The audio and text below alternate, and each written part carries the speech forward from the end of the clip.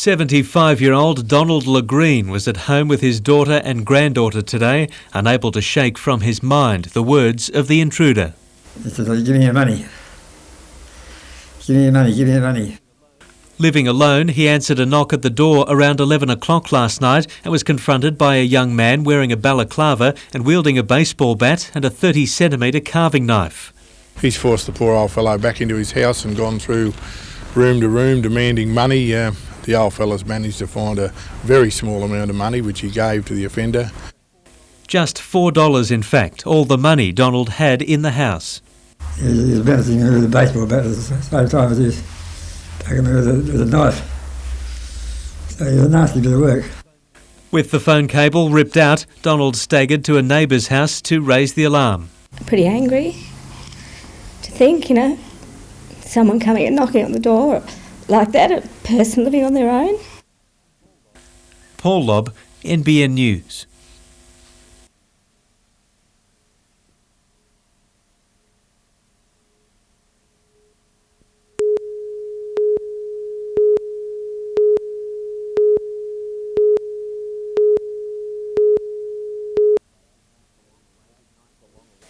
The long-awaited Knights Leagues Club was expected to be a financial success when it opened early last year. It turned out to be anything but.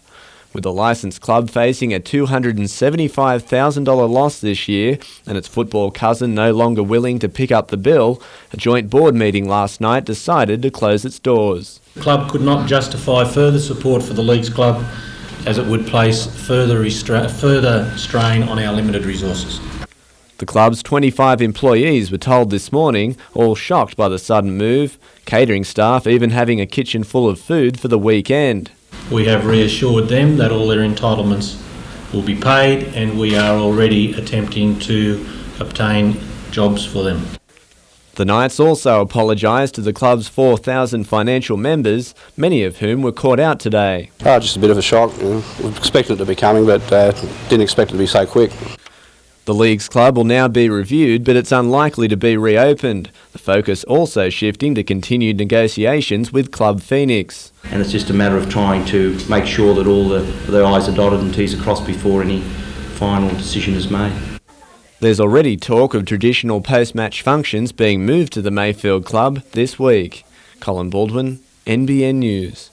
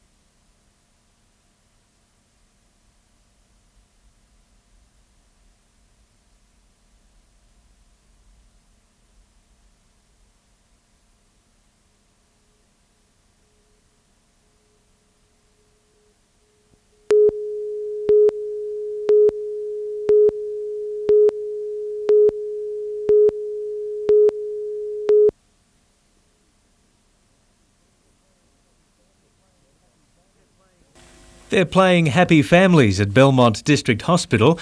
At least most are happy. The hospital had a boom year for births in 1995 and has taken 5 years to again top the 700 mark.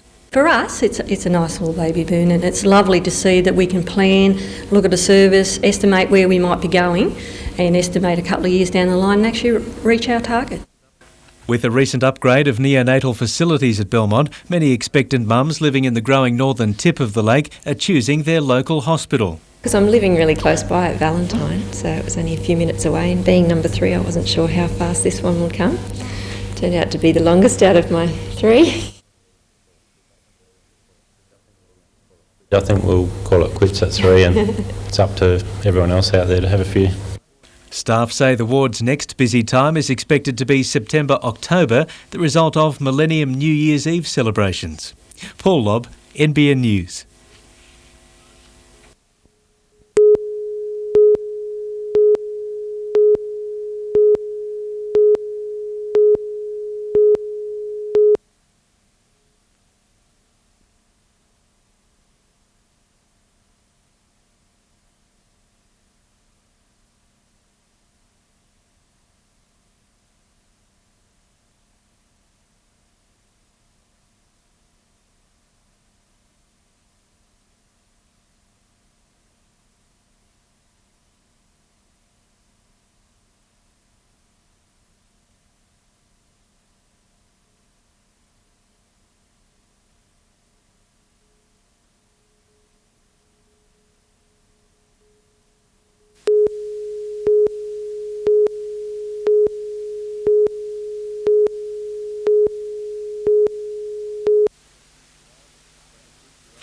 26-year-old Asala Marcy bagged a credible 12 goals for the Wollongong Wolves last season, and when you consider that he only played 17 games, most of them as a reserve, you know why the Breakers have signed him and why he's decided to leave the reigning premiers. Being with Wollongong, most of the time during the season I spent on the bench rather than on the field, so that's why I'm up here.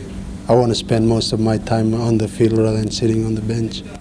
The Fijian has played 150 games in the National League in a career which also includes time with Gippsland and a stint in Youth League at Marconi under Lee Sterry in 1994. Had a 2 weeks run with him, which is good, and that's one thing changed my mind to come up here because I know the coach. From a future Newcastle star to future stars of the sport itself.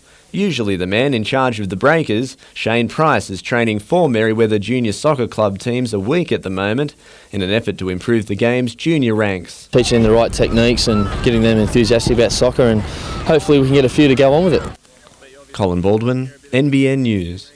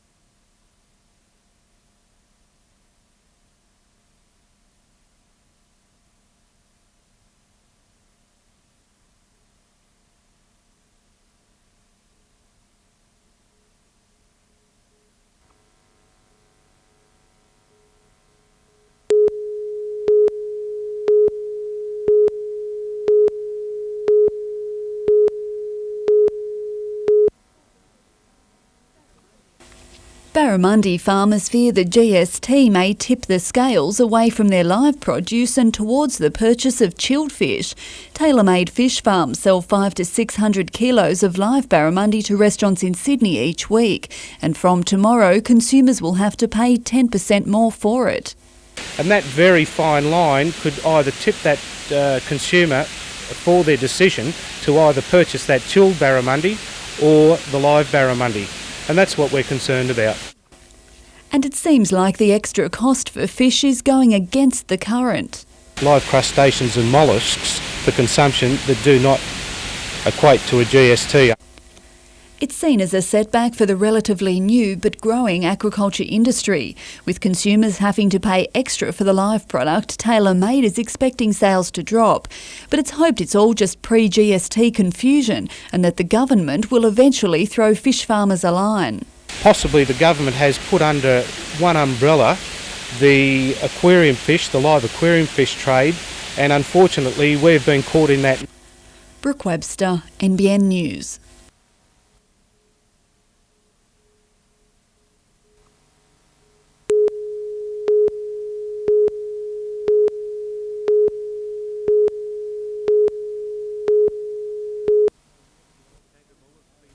Capable of speeding to the aid of a stricken mariner at 40 knots, the Coastal Patrol's new Sailfish 28 is ready for action. The $100,000 craft boasts the latest in navigation gear, as well as twin 200 horsepower engines.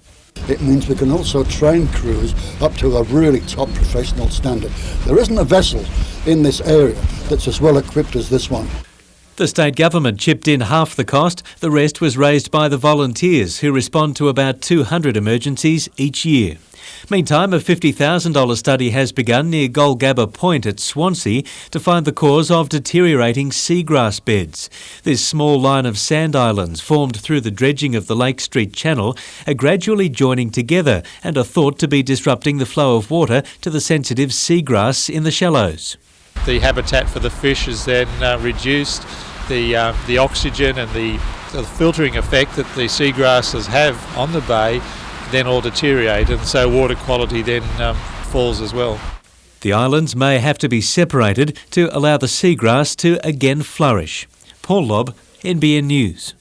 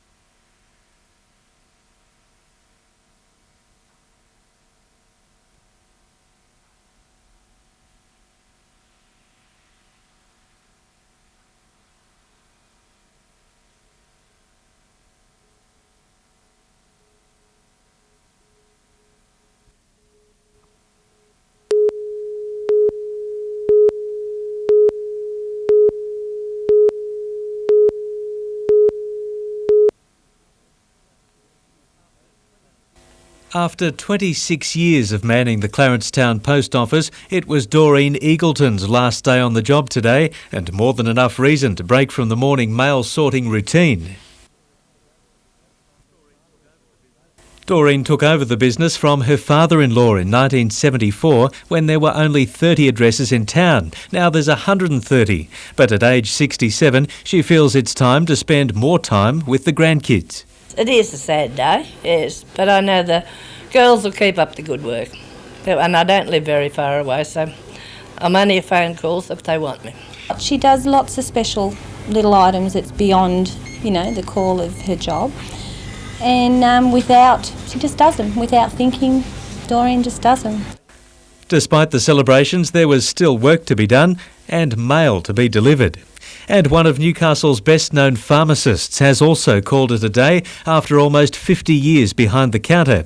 Barry Lobb dispensed his last prescriptions at the Bar Beach Pharmacy, the day a constant stream of farewells from grateful customers.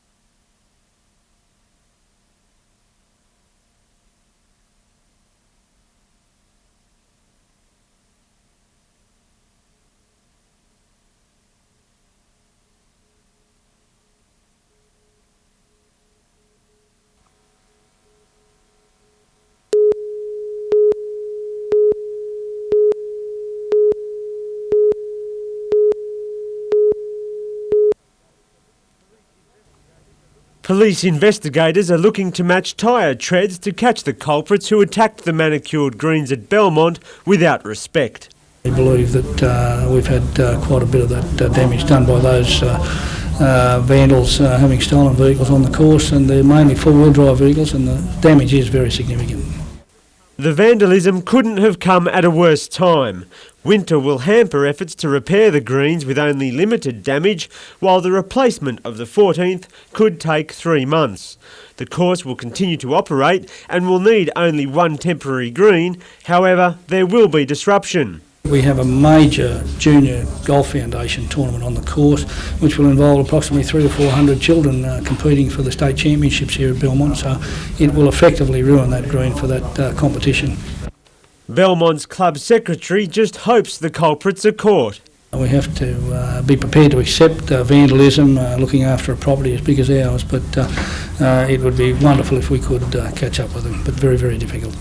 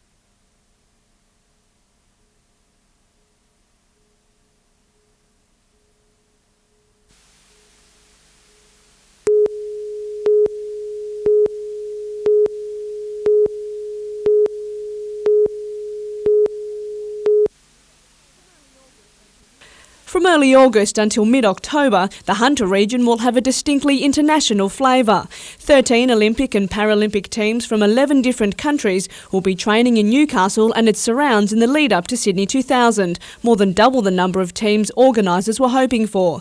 It follows a strong campaign to officials by the Hunter Olympic Business Task Force. We're 2 hours north of Sydney, and we have wonderful facilities and great accommodation as well. So I think the word's got out and people have obviously seen what we have here, and we've attracted them through that. Amongst them will be athletes from Ireland, the Netherlands and China. They'll be training at facilities across the area, including the Glendale Athletics and Gymnastics Centre and the Forum. And it's not over yet. Officials from Russia and Spain have also expressed a keen interest in the region. I would imagine that we would have at least maybe another 3 or 4 teams coming here before the Games. In dollar terms, the influx of 530 international athletes and their entourage is expected to bring more than $7 million to the region. Already the Games have created 690 new jobs. Catherine Turner, NBN News.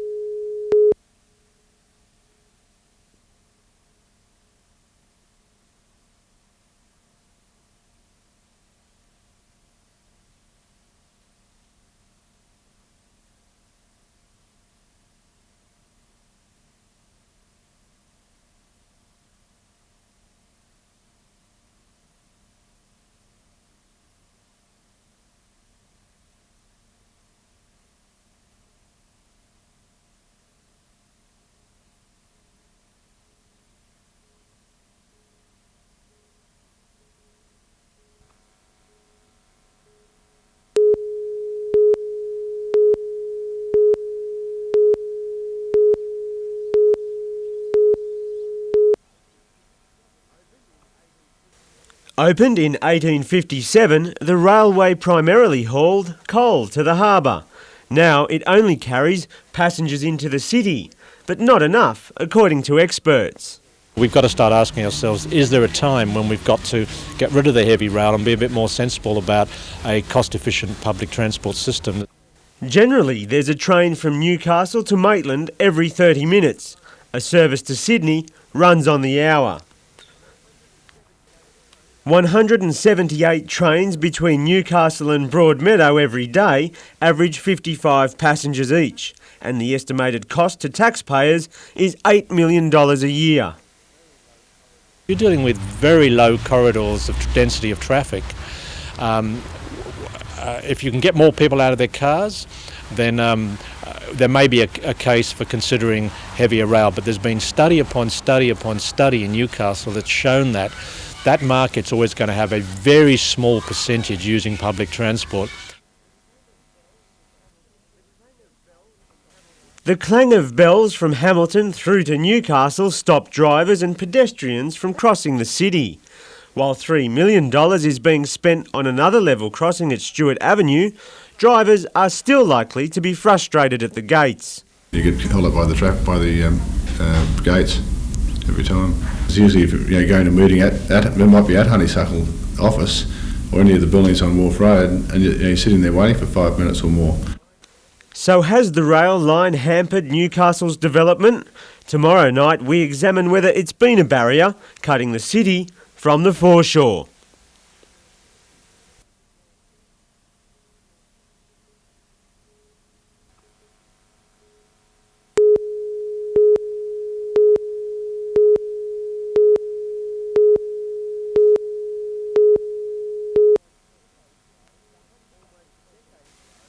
Almost a decade ago, the Honeysuckle Corporation was given the job of redeveloping Newcastle's foreshore.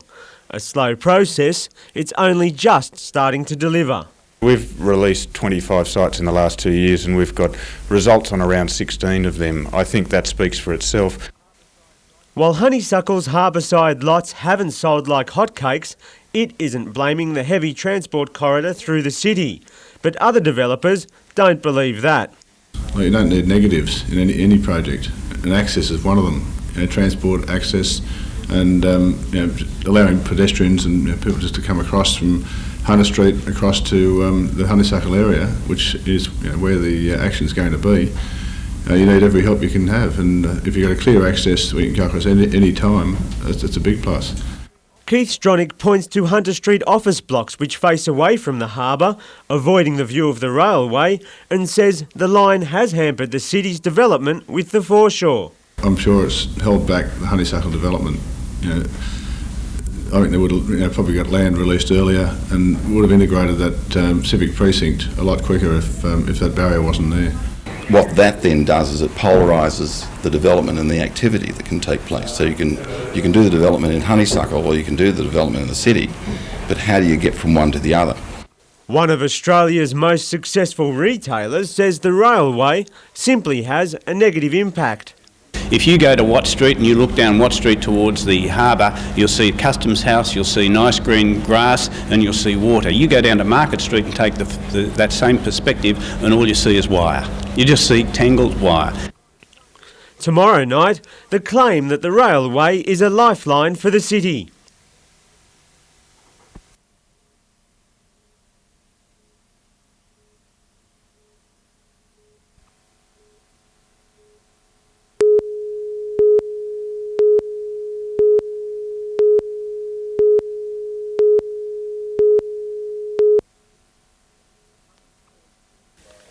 Public transport is a state government responsibility subsidised by taxpayers' dollars. The question is, should they be spent on trains to and from Broadmeadow to Newcastle? In my view, the heavy rail line is an artery linking Newcastle to the Central Coast and the Maitland corridor, and that gives us the potential to develop Newcastle as the regional capital with mass transport access. The railway is underutilised, but Bryce Gaudry says that represents an opportunity, not a barrier. He hopes building more at-grade crossings will help link city and foreshore so they can realise their potential. It really is an issue of being positive in your planning rather than carping against something that is there. Gaudry's view has support in the Railway Workers Union. I think we need to be a little bit broader in our perspective in relation to this than just what Newcastle needs. It's a strategic advantage I think Newcastle have got, and it's a strategic advantage that also employs 40 to 60 employees. The Minister for Hunter Development wants the debate resolved, but he's not holding his breath. So I think the only thing that everybody agrees on, that there has to be an efficient method of transport into the central business district. One alternative is to remove trains in favour of buses, which already stream through the city from the newly constructed layover in Watch Street. The rail corridor might then become parkland, or dedicated to buses, according to one expert. Let's stop wasting money on rail. We've got an alignment already in place. Let's build a decent busway system. And I don't mean like a bunch of buses going along a road. I mean a serious rail look-alike bus system that can deliver the same level of service for roughly a third of the cost. Tomorrow night we investigate another alternative for Newcastle.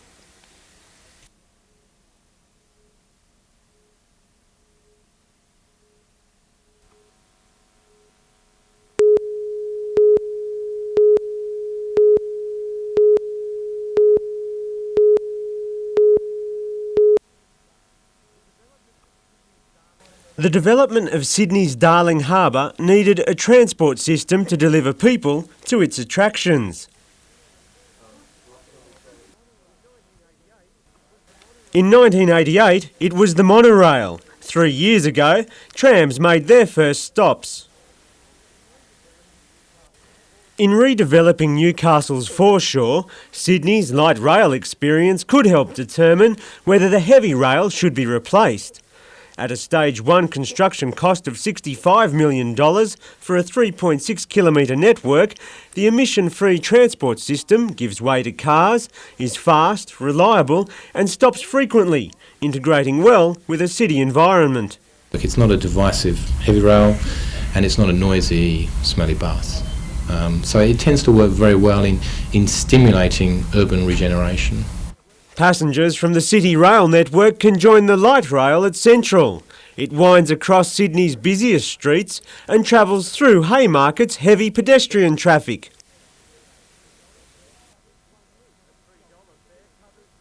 A $3 fare covers one loop, stopping at tourist features like Chinatown and the fish markets. Oh, it's fabulous. It's so smooth. I can't believe how smooth the ride is. It's great.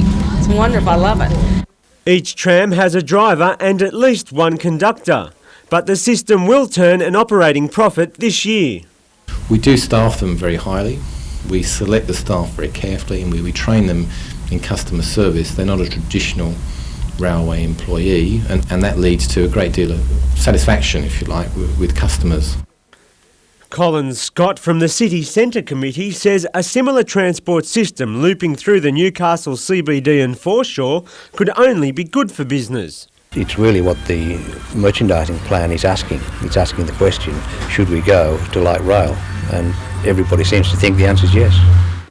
Tomorrow night, the Lord Mayor's plan for trams in Newcastle.